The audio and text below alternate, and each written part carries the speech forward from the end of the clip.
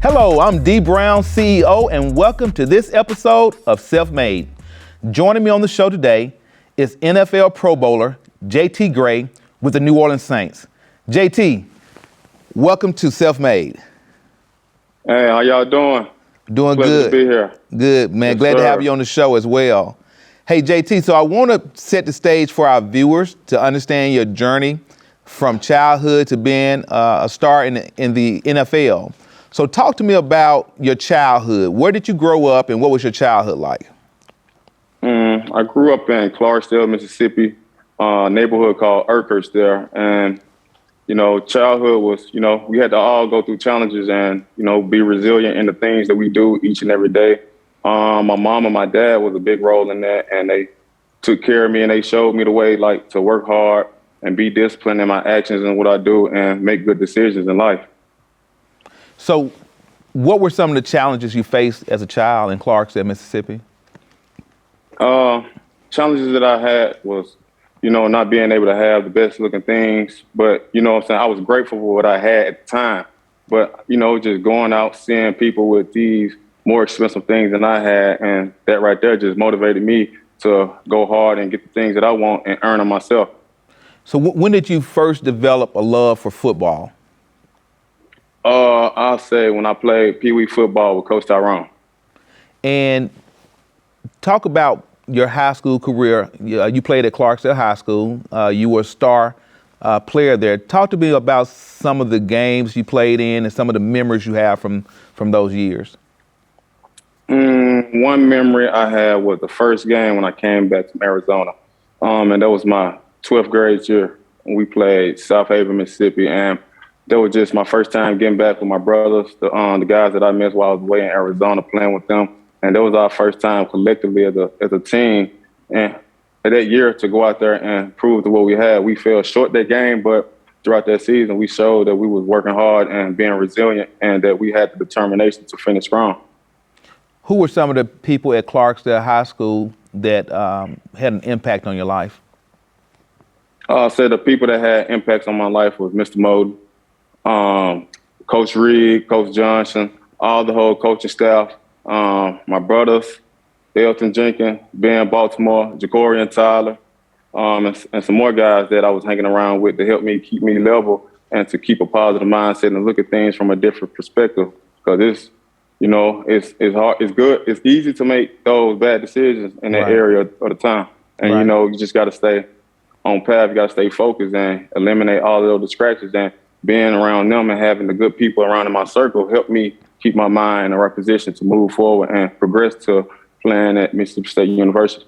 So you mentioned Coach Tyrone Smith, and you started playing with him at an early age. How did your experiences playing with Coach Tyrone influence or build the foundation for your football career? Man, he always brought the best out of me. Like, the more that I ever thought I could do, you know what I'm saying? I'll run a couple touchdowns and he'll tell me that ain't good enough. The way that we practiced, like, we was going, like, I feel like that's old school to me, like how we played Pee Wee. We was out there hitting like grown men at a young age. And, that it gave us that hard body rock to, what I'm saying, carry on as we went to middle school, high school, and college, and now in the leagues. Like, it started right there. Like, it was already implemented in us. So that's just something that we just made second nature to us, and we just kept it in our toolbox. So what was your biggest accomplishment you feel from your high school football days? Biggest accomplishment was, just being on an all-star team, like having to have that recognition to be named one of the star players coming out of Mississippi. Right. And so talk to me about your transition from Clarksdale High to Mississippi State University. How did you land at Mississippi State? It's a crazy story, we was bouncing back and forth. Me and Elton Jenkins was bouncing back and forth on where we were going. It was either going to be Ole Miss or it was going to be Mississippi State. And at the last minute, everybody said we got those offers at the last minute and we were the last ones there. But as long as we got that opportunity to go to the next level, that's all that mattered to us. And just being... Go ahead.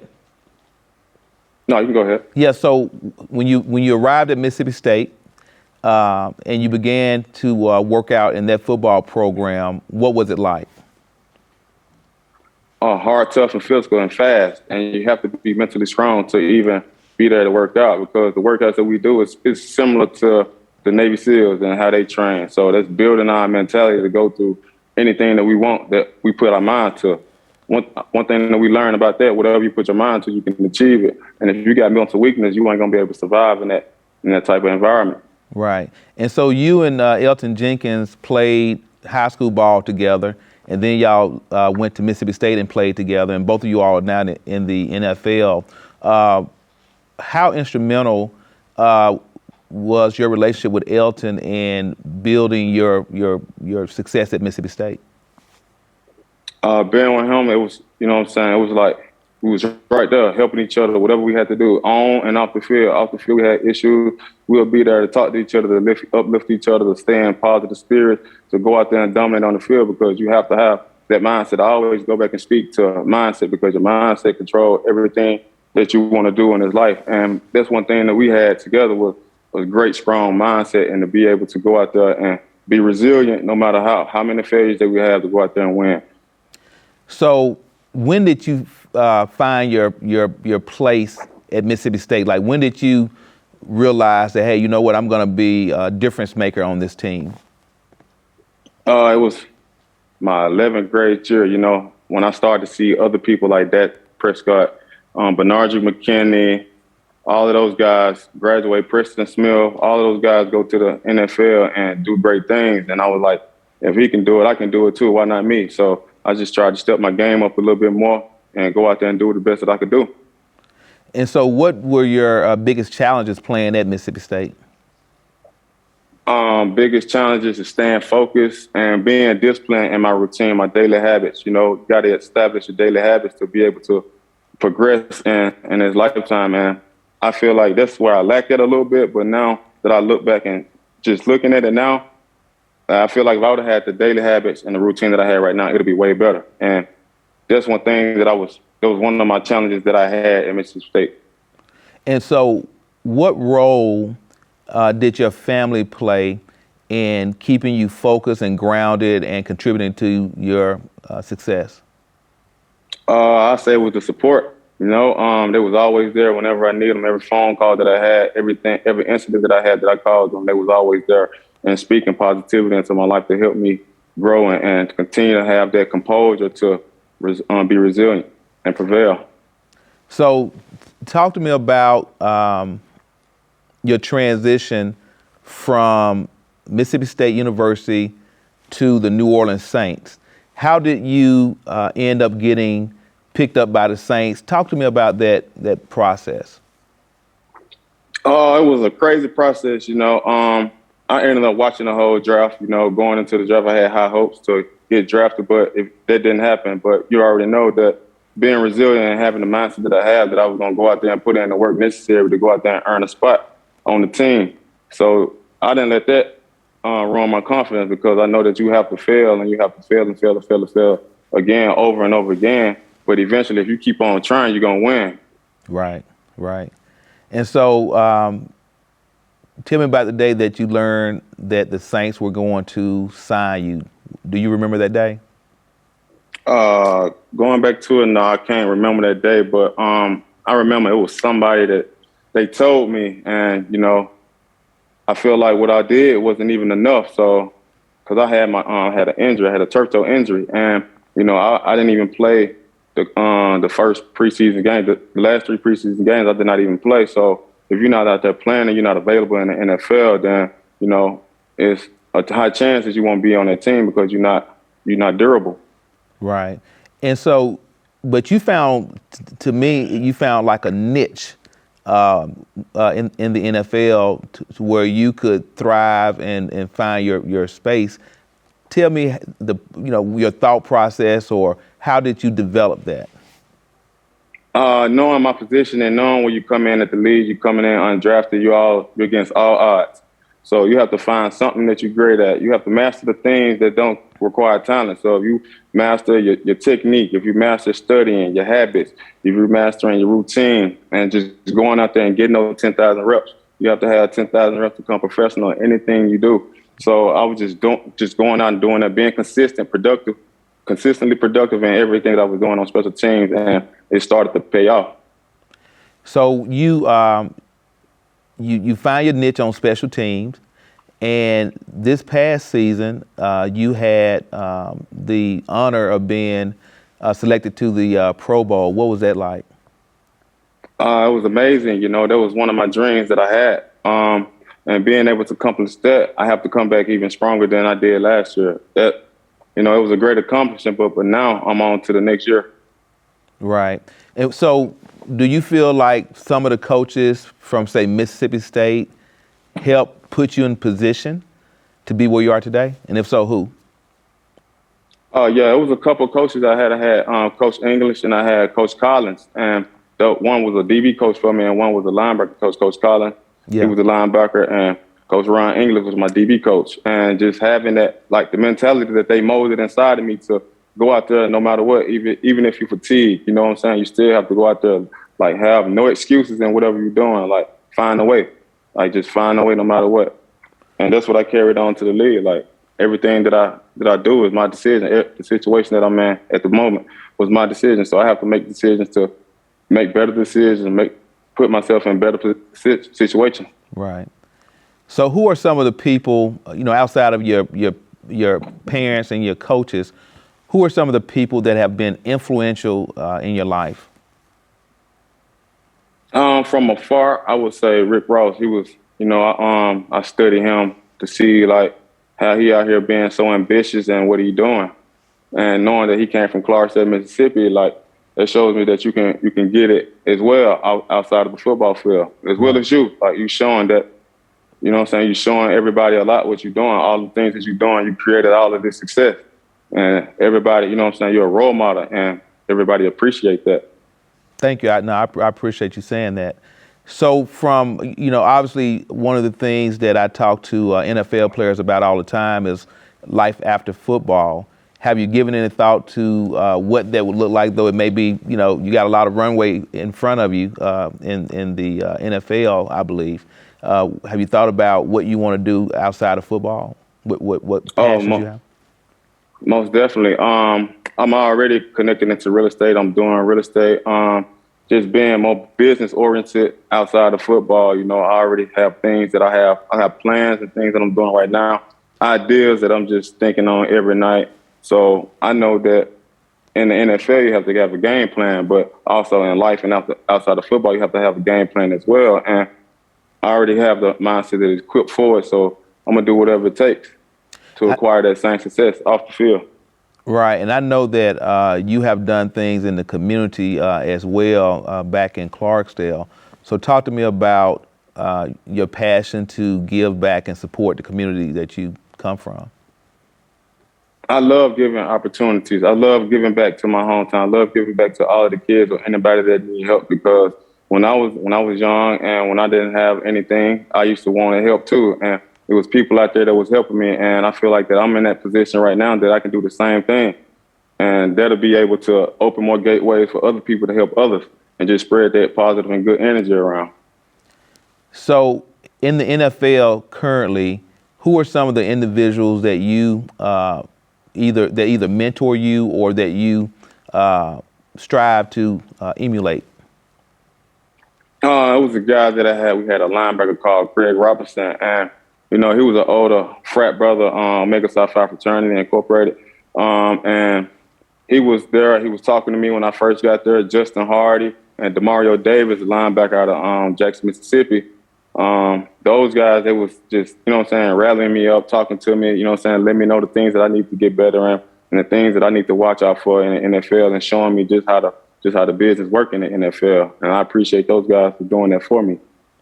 Yeah, you mentioned Omega Psi Phi Fraternity Incorporated, and I know you and Elton are actually line brothers, and so I know you all are like blood brothers as well. So, what did that mean to you to have the opportunity to be online with Elton? You know, that was just it was a brotherhood before it was even that, and just to make it purple and gold, to make it official, you know, it just means even more to me. Right.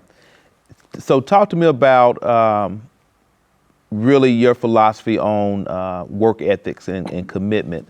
Obviously, to make it to the NFL, you have to be the best of the best. So the cream had to rise to the top. So talk to me about just your workout routine, your work ethics. How are you preparing yourself to stay at the top of the game? Preparing myself mentally, first of all, because in the NFL, it's 90% mental and 10% physical. So just being in the film room, studying and making sure that when it's time for training camp, that I be on point with all of those things.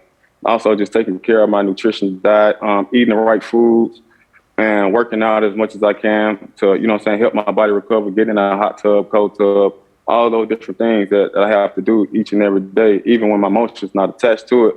Still have to wake up early in the morning and stay on my routine. If I want to continue to be the best of the best, I have to prepare like I'm the best of the best. And that's just doing those small things that don't require talent and doing them consistently, persistent. Right. Taking care of your body is important, man. And, I tell people all the time that it really doesn't matter how successful you are. It doesn't matter how much money you have. If you don't take care of your body, you don't take care of your health, you're not going to be able to enjoy it, right? So what type of advice would you give a young, high school football player, or college player that's have ambitions to one day play in the NFL? What type of advice would you give them? The advice I would give is just never give up. Keep going no matter what. No matter if you're against the odds, no matter what nobody say. Like, you dictate where you go at the end of the day. We are all entitled to our opinions, and once you realize other people are entitled to their opinions, what they say don't even matter. It's what you do out there in that field. You pray to God, believe in God first, have faith, and you put in the work. Your dad and I played high school football together. We were on the same team. I think I may have been a year ahead of him. Was your dad instrumental in you developing a love for football? He was. He was a big part in it. He's the one that kept me around football my whole entire life. He's the one that told me to go to Coach Tyrone after they saw me running. I was the fastest one in the school. So he was the one that kept me around and just made me stick around with football. And he's been in my life with that. And I know that your family travel often to see you play. It seems like I follow you on social media, and it seems like they're just about everywhere you are. How much does that mean to you? It means a lot. I'm very grateful for it, because I know a lot of people couldn't have that same thing, and just cherishing those moments while I can, and that's the most important thing, family. Right. And so, how many brothers and sisters do you have? I have two brothers, my older brother, Solomon Gray, and my younger brother, Damian Gray. And I got one sister, Khadijah Gray. So how is your relationship with them, and how do they support you on this journey? We pretty tight, you know what I'm saying? They come to my games whenever they can. They're not like my mom and dad that come to almost every game, but they show me support in all different ways, and I appreciate them, and they show me all the love. So, So what was the feeling that you had when you learned that you had been named to the Pro Bowl? Man, that was wild right there. Coach Payton called me. I was on my way home, and he told me that I have been selected to be a starter in the Pro Bowl, and that was one of my goals that I had wrote down. And I told a couple people that was one of my goals to do, and just to have that come about and to be accomplished, that just shows me that, the power and putting work and the power of your mouth speaking into existence and thinking about it and working towards it no matter what. And, it was just an amazing experience for me to have. Right. Do you remember the game? Obviously, wasn't that long ago, but just talk to me about the feeling you had actually playing in the Pro Bowl and what it meant to you. It meant a lot, being out there and running around with some future legends and running around there with the most elite talent in the league. Like, that feels special. And, in my first one, I had to get the jitters out. So, I plan on being there again. So you'll be looking out for me. Oh, absolutely. We expect to see you back there often. So just tell me this. So far, you've been in the league how many years now? 4. So you've 4 years. been in the league 4 years. What do you feel your biggest accomplishment has been thus far? My biggest accomplishment is to continue like winning my individual battles on and off the field and within. You know, that's one of my accomplishments that I had, like to stay focused and to, you know what I'm saying, remain in good spirits throughout the season because, you know, like we go through a lot and it's difficult to stay focused during those times, especially when, you know, it's not a great season. You start to think about all different kind of things, but just staying positive on the inside and it started to permeate on the field. So just keeping myself together all in one.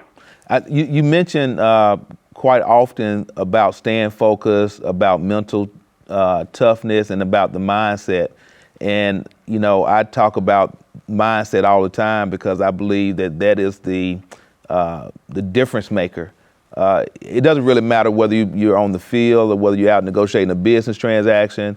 Your mindset is going to be what dictate your outcome on anything that you pursue. And so what are some of the things or routines you have to try to make sure that you stay in the right frame of mind and that you stay focused?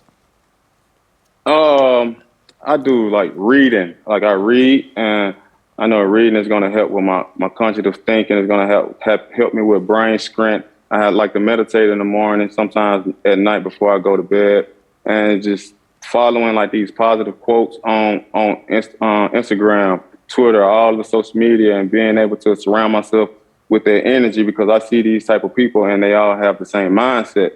Those type of people have the strong mindset to be resilient. Like you have to be resilient to acquire any type of success in this world because you got to know within the process that you're going to take L's. Like L's are going to be guaranteed, but if you don't even try or continue to keep trying, you're going to fail automatic. So why not go through it to, you know what I'm saying, see it through the finish.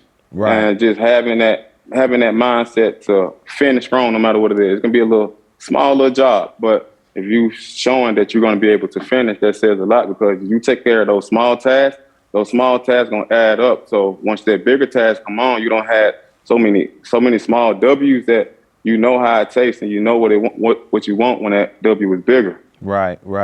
You know, that's important, what you just touched on, because I tell people all the time, if you can't do the little things, if you can't perfect and take pride in doing the little things right, you'll never be able to be accomplished on doing big things. And I think that's something, a message I think the viewers should take away from this conversation, is that every success starts with doing little tasks, doing little things, and building on those wins to become successful at what you're trying to accomplish.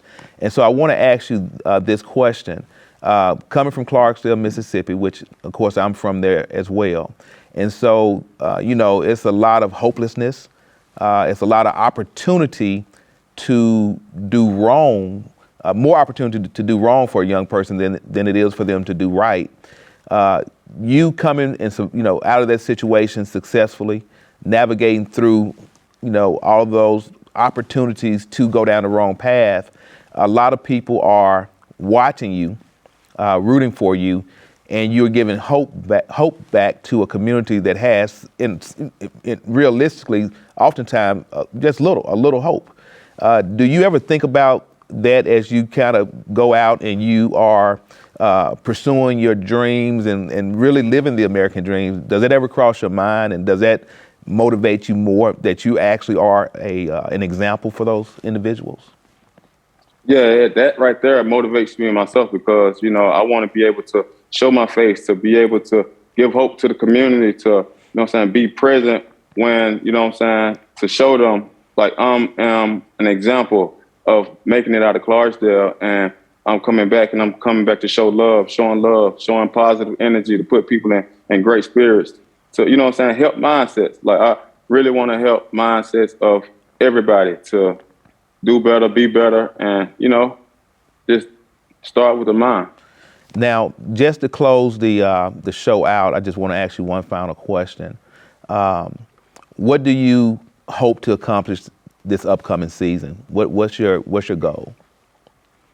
My goal is once again to be able to be All Pro, first team All Pro, and be in the Pro Bowl again, and be able to get those snaps on the defense to be able to help my defense. Thank you so much, JT. I appreciate that, man. I appreciate you being on the show. Thank you to my viewers for watching, and remember, without you, there's no me.